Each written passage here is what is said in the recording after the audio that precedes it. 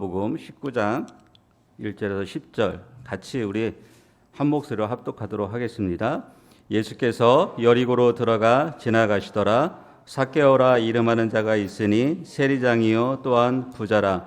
그가 예수께서 어떠한 사람인가 하여 보고자 하되 키가 작고 사람이 많아 할 수 없어 앞으로 달려가서 보기 위하여 돌 무화과 나무에 올라가니 이는 예수께서 그리로 지나가시게 되밀어라. 예수께서 그곳에 이르사 쳐다보시고 이르시되 삭개오야 속히 내려오라. 내가 오늘 내 집에 유하여야 하겠다 하시니 급히 내려와 즐거워하며 영접하거늘 무사람이 보고 수군거려 이르되 저가 죄인의 집에 유하러 들어갔도다 하더라. 삭개오가 서서 주께 여짜오되 주여 보시옵소서 내 소유의 절반을 가난한 자들에게 주겠사오며 만일 누구의 것을 속여 빼앗은 일이 있으면 내 갑절이나 갚겠나이다. 예수께서 이르시되 오늘 구원이 이 집에 이르렀으니 이 사람도 아브라함의 자손임이로다. 인자가 온 것은 잃어버린 자를 찾아 구원하려 함이니라. 아멘. 대부분의 사람은 열등감을 지니고 있습니다. 열등감이 없는 분은 아마 한 분도 없으실 것입니다. 그래서 그 열등감 때문에 괴로워하거나 또 굉장히 그 열등감을 극복하기 위해서 나름대로 최선의 삶을 살아가려고 노력합니다. 우리는 칭찬과 인정을 받으면 우리의 존재감이 굉장히 상승하지만 칭찬과 인정을 받는 대신에 비난과 어떤 다른 부정적인 말을 듣게 되면 우리의 자존감과 또 존재감마저 무너지는 것 같은 일들이 비일비재하게 우리 삶에서 일어나게 됩니다. 근데 인간의 가장 큰 오해는 우리의 인간의 어떤 정체성, 우리의 자존감이 항상 외부로부터 온다고 생각하고 있습니다. 그래서 우리는 그러한 그 열등감을 극복하기 위해서 대부분 외적인 행동들, 보여지는 행동들에 초점을 훨씬 더 많이 맞추고 있는 것이죠. 무엇인가 그것을 뛰어넘어서 다른 사람한테 인정받으려고 하는 그 마음들이 굉장히 강하게 일어나고 그런 욕구를 지니고 있습니다. 그러면 열등감이라는 것은 단순히 열등감의 문제일까요? 그렇지 않습니다. 열등감은 반드시 우월감과 함께 옵니다. 우월감과 비교감이 있기 때문에 열등감을 느끼게 되는 것이고 그 열등감을 극복하기 위해서 무엇에 대해서 어떤 것에 대해서 우월해지려고 항상 애쓰고 노력한다는 것이죠. 그러나 우리의 인간의 내면의 본성은 이미 왜곡되어 있잖아요. 우리가 에덴 동산에서 이미 아담과 하와가 타락한 이유로 우리에게 죄가 들어오고 그 죄로 인해서 우리는 우리 자신을 똑바로 내가 누구인지를 온전하게 볼 수 있는 그 시각을 잃어버린 것이죠. 그래서 우리의 내면을 통해서 보는 시각은 항상 비뚤어지게 세상을 바라보게 되고 비뚤어지게 나를 바라보고 또 비뚤어진 모습으로 타인을 바라보는 것이 익숙합니다. 그래서 항상 내가 열등감이 없다고 생각할 수 있겠지만 이미 우리는 그런 사회와 환경과 그런 조건 속에 이미 늘 마주하고 그런 배경하에 살고 있는 것이죠. 그래서 나는 모든 것이 풍족해, 모든 것이 만족해, 모든 것이 다 퍼펙트해라고 생각하시는 분 있을까요? 없습니다. 항상 내가 무엇인가를 갖고 얻고 소유하고 누리고 뭔가 취했지만 또 옆 사람 보면은 저 사람보다 내가 왠지 또 비교가 당하는 뭔가 저 사람보다 더 앞서고 싶은 마음이 자연스럽게 올라오는 것이 인간의 본성이라는 것이죠. 오늘 본문에 등장하는 이 삭개오라는 이 인물도 마찬가지죠. 삭개오라는 인물은 우리가 너무나 잘 알고 있습니다. 어렸을 때부터 주일학교를 다녔던 분이라면은 삭개오가 기억되는 이야기라면은 딱 두 가지가 기억날 수도 있습니다. 키 작고 뽕나무에 올라갔다. 예. 그가 구원받은 이야기보다도 오히려 키 작고 뽕나무에 올라간 것이 가장 기억에 많이 남을 것입니다. 그런데 이 삭개오는 그 시대에 보면은 굉장히 열등감을 지니고 살아갈 수밖에 없는 사람인 것이었죠. 그의 배경적인 상황들을 보면은 그는 열등감으로 똘똘 뭉쳐있던 사람일 수밖에 없는 것이죠. 그는 유대인이었어요. 근데 유대인인데도 자신의 동족으로부터 손가락질을 받는 사람이었죠. 이 본문에 나오는 삭개오를 지칭하는 용어들 보면은 첫 번째는 세리장이고 또한 부자이고 또 사람들은 예수님과 함께 삭개오가 그 집에 들어간 것을 보고 저 사람은 죄인이다라고 손가락질을 하고 근데 예수님은 삭개오를 뭐라고 칭하냐면은 10절에 보면은 잃어버린 자라고 칭합니다. 그러니까 19장 1절에서 10절까지 보면 삭개오를 칭하는 용어들은 세리장, 부자, 그 다음에 키도 작고, 그 다음에 그 죄인, 그리고 잃어버린 자 이런 표현들로 간략하게 요약할 수 있겠죠. 그러나 삭개오의 이름이 주는 의미가 있습니다. 그는 이렇게 이름을 부르지만 그의 이름, 삭개오라는 이름의 의미는 무엇이냐면은 의로운 자, 순결한 자라는 의미를 갖고 있습니다. 부모가 이 삭개오에게 지어준 이름은 너는 의로운 자야, 너는 순결한 자야 라는 이름을 지어줬는데 막상 그 여리고 안에서 사는 삭개오의 삶을 보면은 전혀 순결한 모습은 보이지도 않고 전혀 의로운 모습은 보이지도 않는, 부모가 지어준 이름과는 전혀 동떨어진 삶을 살아가는 듯한 인상을 풍겨줍니다. 거기다가 세리장이잖아요. 예. 세리장이 어떤 사람입니까? 이 여리고는 무역이 굉장히 왕성한 지역이기 때문에 그 어떤 곳보다도 세관 업무가 많았고 또 이 세수가 많았던 지역입니다. 그래서 이 세관 업무를 따기 위해서 입찰을 해서 경매에 붙입니다. 로마에서. 경매를 붙여서 경매가로 가장 높은 입찰에 되는 사람이 그 세리 업무를 할 수 있는 것이죠. 또 세리 업무의 세리장이라는 것은 그런 입찰을 함께 참여했거나 아니면 자신의 입찰을 따서 많은 세리들을 고용을 했다는 것이죠. 그래서 그는 세관 업무를 통해서 많은 수익을 얻을 수 있었습니다. 왜냐하면 로마가 원하는 것은 그 세금을 걷는 모든 것들을 원하는 게 아니라 일정 부분만 갖다 주면 되는 거고 나머지는 세리가 알아서 다 자기 소유로 삼을 수 있었기 때문에 그 동족의 세금을 뜯어서 결국 자신의 배를 채우는 일을 했기 때문에 사람들이 보기에는 완전 매국노죠. 예, 나쁜 놈이죠. 우리가 일제시대에 우리나라를 일본 편에 서서 행했던 사람들 보면 우리는 매국노라고 하지 않습니까? 마찬가지로 삭개오도 그 당시에는 유대 동족으로부터 충분히 그러한 소리를 들을 수밖에 없는 그런 상황 가운데 살았던 사람인 것이죠. 그런데 삭개오가 가만히 생각해 보면은 왜 그렇게 부자로 부유하게 자신의 소유를 늘려가려고 애썼을까? 그런 생각이 들지 않을까요? 왜 굳이 세리장을 하면서까지 그렇게 큰 부를 소유하고 나중에 10절, 8절에 보면 이제 자신의 소유를 나눠주지만 그 전까지는 그럼 나눠주지 않고 그것을 소유에 집착했다는 것들을 볼 수 있잖아요. 왜 그랬을까요? 그건 아무래도 삭개오의 열등감이 훨씬 더 많았기 때문에 그렇지 않았을까요?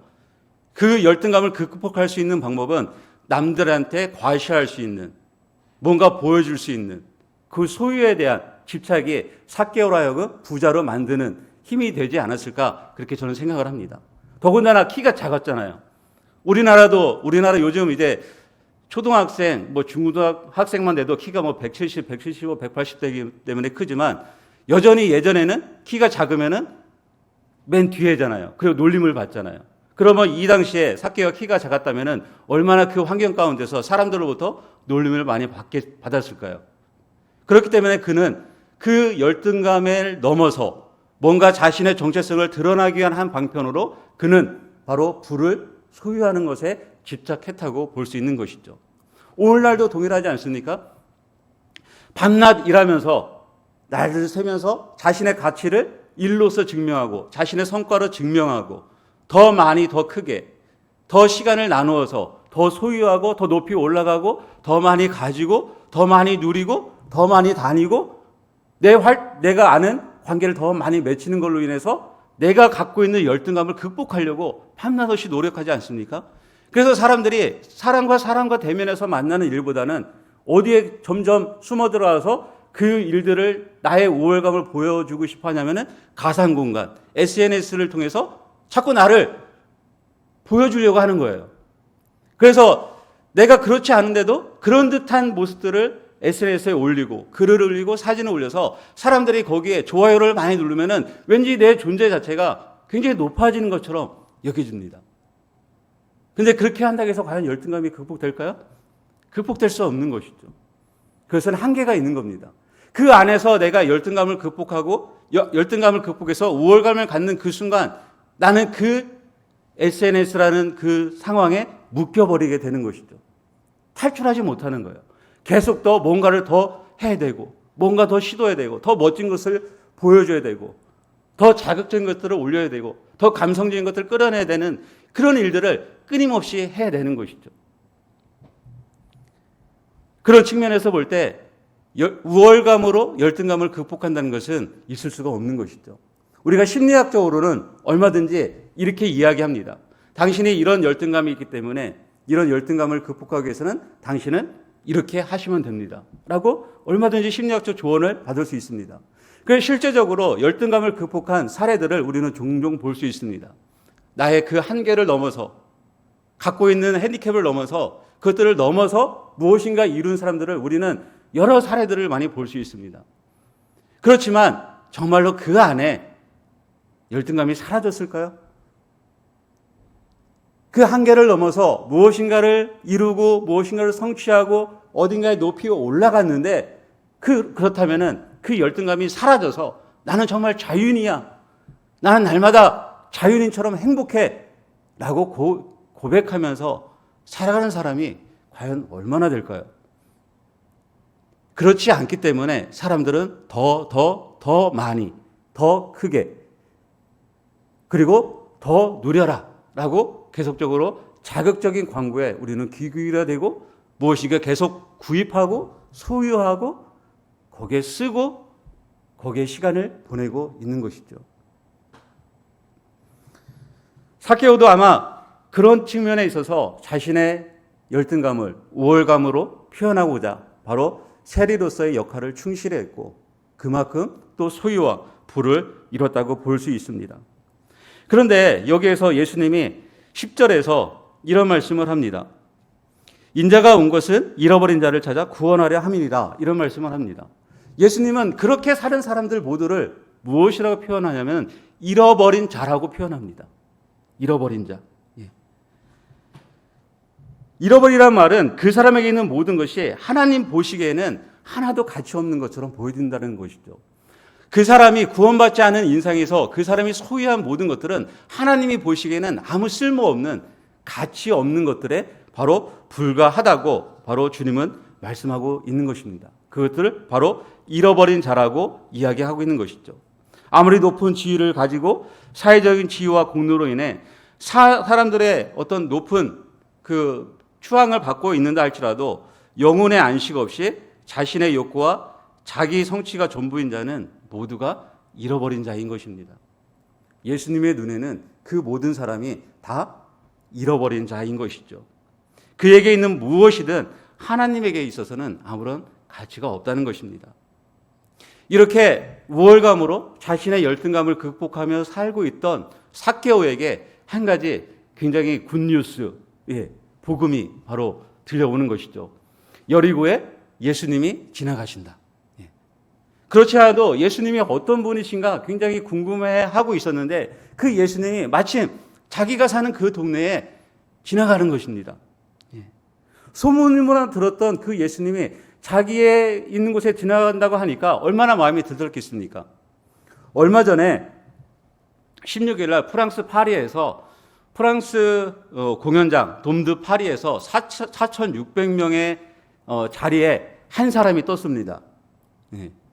너무 여러분도 잘 아는 사람이에요. 앨런 머스크가 거기에 떴습니다. 근데 사람들은 그 4,600명의 자리를 들어가기 위해서 새벽부터 10시간 동안 줄을 서서 기다리고 무려 티켓값 87만 원을 지불하고 그 사람을 보기 위해서 거기 줄 서서 기다렸습니다. 왜일까요? 머스크 얼굴 한번 보려고 그 사람하고 얘기 한번 하고 싶어서 10시간을 기다리고 87만 원을 내 돈 내고 거기 들어간다. 그 사람을 만나면 뭔가 답을 얻을 수 있기 때문에 그 10시간도 지루하지 않는 것이고 87만 원도 하나도 아깝지 않기 때문에 그 4,600석이 순식간에 동나버리는 것이죠. 한 사람을 보기 위해서. 삭개오도 그런 심정이었다고 저는 생각합니다. 예수님이 자신의 앞에 자신이 그토록 궁금했던 그 예수님이 그 앞을 지나간다고 하시니까 그냥 가슴이 콩닥콩닥 떼는 거죠. 자신의 부가 얼마 있든지 그것들을 다 입장권으로 지불한다 할지라도 그 예수님을 한번 만나고 싶고 보고 싶었던 것이죠. 그런데 웬걸요? 사람이 너무 많은 거예요. 사람이 너무 많습니다. 발 디딜 틈 없이 사람이 빽빽해서 도저히 자신의 키 작은 그 신체적인 조건으로는 그 앞을 뚫고 나갈 수도 없고 또 올려다 볼 수도 없는 그런 상황이었죠. 그렇지만 삭개오는 거기에 보고 싶은 열망이 너무나 강하기 때문에 어떻게 합니까? 예수님이 앞서 오는 그 길에 먼저 달려가서 그 돌 무화과나무에 올라갑니다. 왜 우리는 돌 무화과나무에 올라갔다 하면은 어렸을 때 들은 것처럼 키 작은 삭개오이기 때문에 돌 무화과나무에 올라갔다 이렇게 생각할 수 있습니다. 그러나 삭개오의 신분을 보십시오. 세리장입니다. 그 부자입니다. 체면이 있지. 예. 아니면은 밑에 사람들 시켜서 다른 사람들 시켜서 돈 얼마씩 주고 야 예수님 내가 보기 위해서 저 사람들 이렇게 좀 해봐 라고 얼마든지 할 수 있겠죠. 근데 삭개오는 그 예수님을 만나고자 하는 열망이 너무나 강했고 그 만나고자 했던 그 결심 하나가 그 자신이 세리장이고 자신의 체면이고 자신이 어떤 사람인지 하나도 개의치 않은 것이죠. 그리고서 그는 그 돌 무화과나무에 올라간 것인 것이죠. 그 만남 하나 때문에, 열정 하나 때문에, 결심 하나 때문에. 사실은 삭개오의 결심도 있었지만 예수님도 여로이가 오시면서 삭개오를 만나야겠다는 그 마음이 이미 있었던 것이죠. 두 사람의 마음, 삭개오가 예수님을 보고 싶었다는 그 마음, 또 예수님이 여리고 지나가면서 삭개오를 만나겠다는 그 마음, 그 마음이 맞아떨어져서 결국은 예수님이 삭개오를 쳐다보게 되시고 삭개오 이름을 부르게 되는 것이죠. 우리가 어떤 열정이 있으면요 체면을 차리지 않습니다. 거기에 목표가 분명하고 내 안에 열정이 있으면 우리는 그 열정에 얼마든지 순종하고 헌신하고 나의 모든 것들을 드릴 수 있습니다. 근데 열정이 식어지면 아무리 누가 쓴소리를 하고 회초리를 들고 비난을 한다 할지라도 아니면 좋은 말로 구슬린다 할지라도 하지 않습니다. 움직이지 않습니다. 열정이 있을 때 우리는 마음이 스스로 움직이게 되어 있는 것이죠. 아무리 우리 담임 목사님이 뭐랄까요? 예배에 빠지지 말아야 됩니다. 예배에 지각하지 말아야 됩니다. 수예배에 나와야 됩니다. 공예배에 나와야 됩니다. 기도해야 됩니다. 말씀해야 됩니다.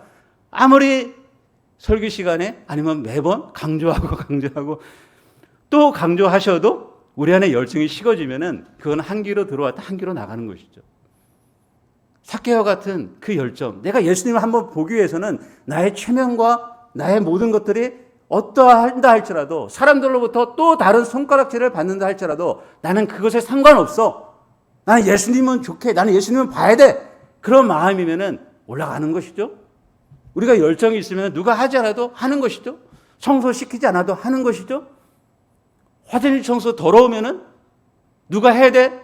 성가 목사가 해야 돼? 하는 게 아니라 내가 하는 것이죠. 보는 사람이 하는 것이죠. 그 열정이 있으면은 집에서 내가 가정의 주부로서 또 부모로서 열정이 있으면은 집안을 깨끗이 하는 것이죠. 근데 집안에 관심이 없으면 어떻습니까? 안 하잖아요. 가꾸고자 하는 열정이 있으니까 청소도 하고 뭔가 예쁘게 꾸미기도 하고 뭐 하는 것이죠. 근데 열정이 없으면 아무것도 하지 않는 것이죠. 공동체도 마찬가지로 저는 생각합니다. 공동체라는 것은 서로가 열정이 있을 때 공동체가 예배가 활기가 있습니다. 목마른 마음이 있어야 되는 것이죠. 아까 찬양 불렀던 목마른 마음이 우리 가운데 있어야 되는 것이죠. 삭개오의 마음처럼 그 마음에 부어진 목마름처럼 우리 안에 그 목마름이 있을 때 예배든 기도든 말씀이든 헌신이든 목장 모임이든 섬김이든 무엇이든 자연적으로 자발적으로 기쁨으로 할 수가 있는 것이죠. 목마름이 있을 때 가능하다는 것입니다. 삭개오의 그 채워지지 않는 빈 영역, 아무리 자기가 부자였고 모든 것들을 소유하고 높은 지위에 있을 때도 여전히 채워지지 않는 그 빈 공간에 이것을 채울 수 있는 분이 누군가 찾았는데 그 찾을 수 있는 분이 예수님이었다고 생각한 그가 그 모든 것들을 예수님에게 초점을 맞췄을 때 그 안에 채워지기 시작하는 카이로스의 타임이 있어진 것이죠. 믿으십니까? 저와 여러분들 그러한 열정이 있을 때 또 다른 카이로스의 타임이 우리 가운데 임하게 될 줄로 믿습니다. 뜻밖의 만남, 뜻밖의 주님의 은혜가 우리 삶 가운데 다시 한번 기름 붓듯이 부어지게 될 줄로 믿습니다.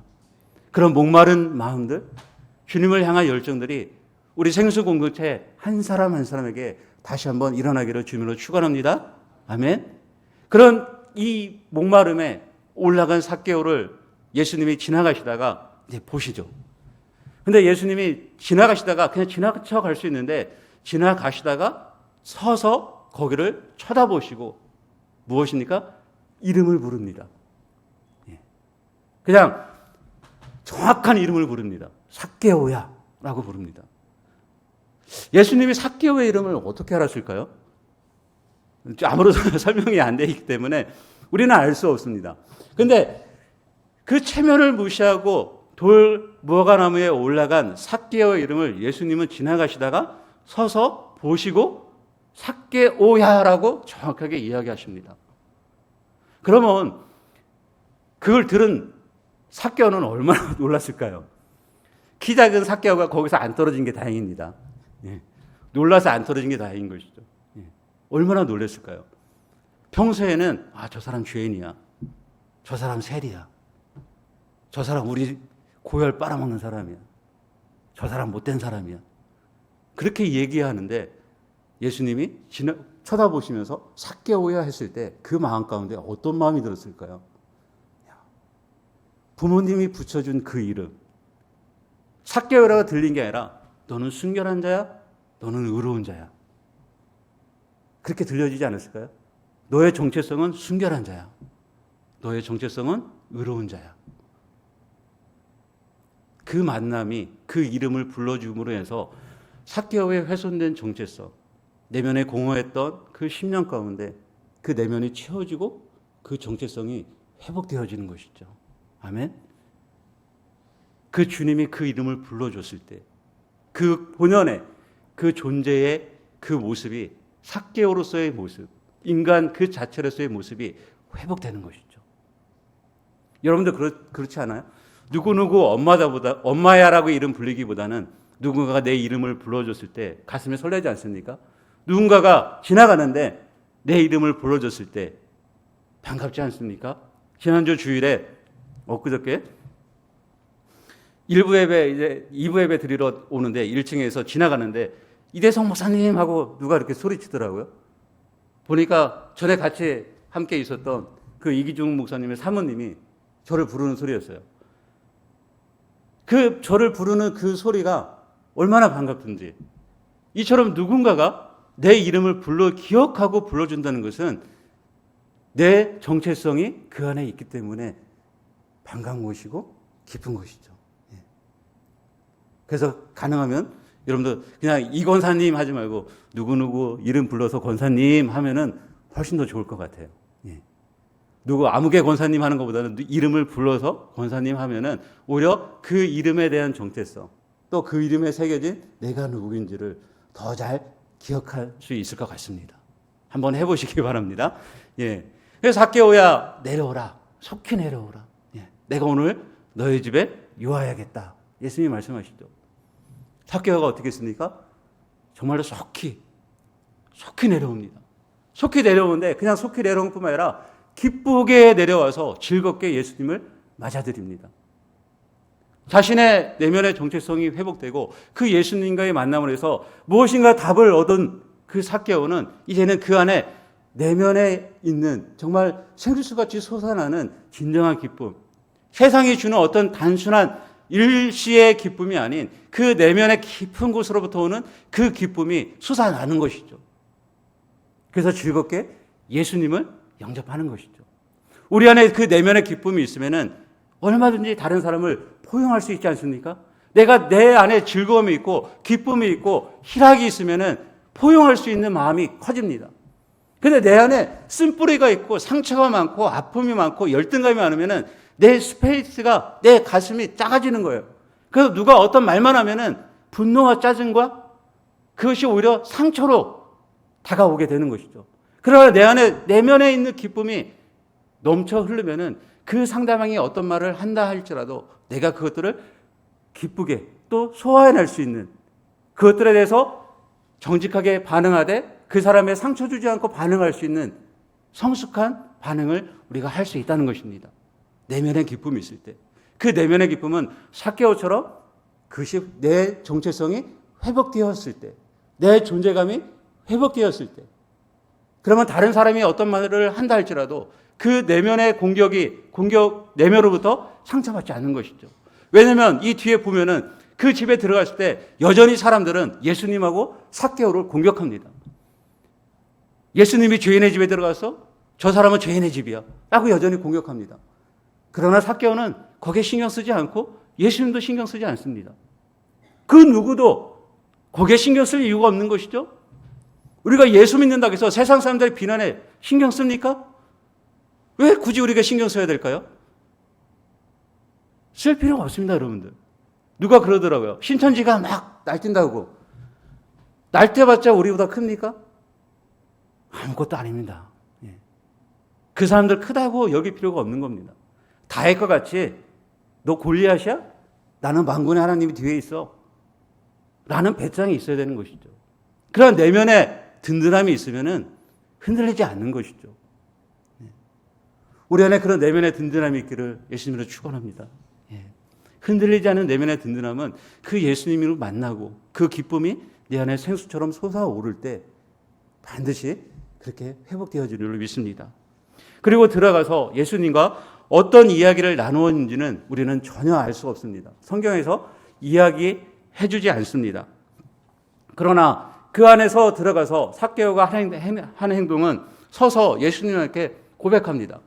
내 소유의 절반을 가난한 사람들에게 나눠주고 내가 남의 것을 속여서 빼앗은 것이라면 내 갑절이나 돌려주겠습니다 라고 고백을 합니다.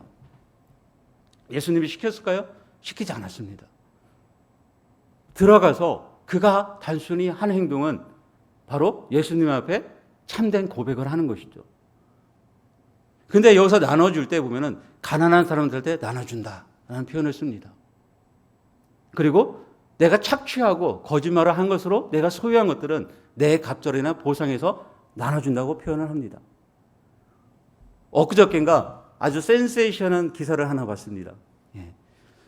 저도 받았으면 좋겠다는 생각이 들더라고요. 부영의 이중근 회장이 자신의 고향 마을 전남 순천 운평리 6개 마을 280세대에 최소 2,600만 원에서 최대 9,020만 원 세금 제하고 다 통장으로 싸줬답니다. 부럽죠.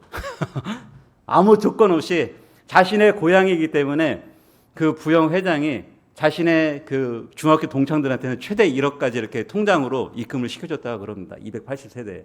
예. 이런 사람이 있구나 하는 생각도 제가 뉴스를 보면서 했는데 삭개오도 그런 것 같아요. 자신의 절반의 소유를 그 자신의 주변에 여러 개 있는 사람들한테 1억씩 예. 1억씩 싸줬습니다. 예. 그리고 속여 뺏은 것은 4배나 갚아줬습니다. 예. 열등감을 극복하기 위해서 우월감으로 그 자신이 소유했던 그 재산을 하나도 아깝지 않게 이제는 그것들을 자기 다 내려놓는다 할지라도 자신은 부족함이 없다고 생각하는 것이죠. 이것이 나를 결정해주는 정체성이 아니라고 이제는 분명히 알게 된 것이죠. 그 우월감이 나의 정체성이 아니라는 것을 알게 되는 것이죠. 내가 더 많이 갖고 더 많이 소유하고 더 노력해서 내 가치를 증명하고 그것이 내 정체성이 아니라는 것을 분명히 알게 된 것이죠. 우리 모든 성도들도 또 우리 자녀들도 예수님과의 만남을 통해서 정체성을 회복하기를 원합니다. 거기서 내 존재를 발견하고 거기서 내가 누구인지를 완전히 발견되었으면 좋겠습니다. 성적이 높은 걸로 정체성이 아닙니다. 내 통장에 돈이 많은 걸로 정체성이 아닙니다.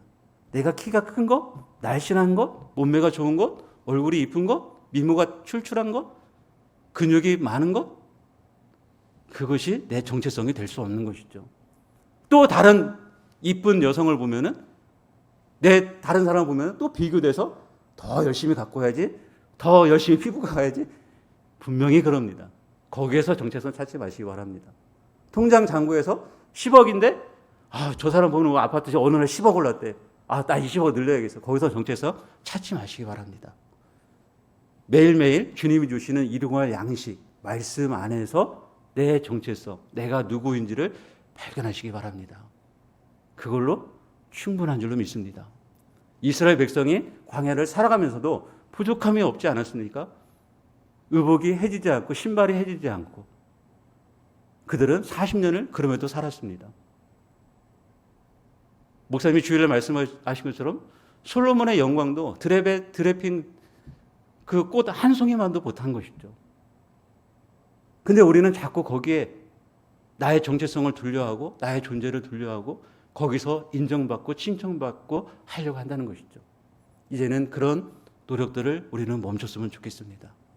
내 안에 열등감이 있다면 다시 한번 주님 앞에 내가 누구인지를 묻고 그 안에서 주님이 우리 각 사람에게 주신 고유한 것들을 풀어내고 살아내는 것이죠. 주님이 분명히 고유한 것들을 주셨습니다. 그물은 그물대로 쓰임이 있는 것이고 땅은 땅대로 쓰임이 있는 것이고 돌 감람나무는 돌 감람나무로 쓰임이 있고 무화과나무는 무화과나무로 쓰임이 있는 것이죠. 그 쓰임대로 우리가 이 세상을 살다 주님께 불림받으면 되는 것입니다.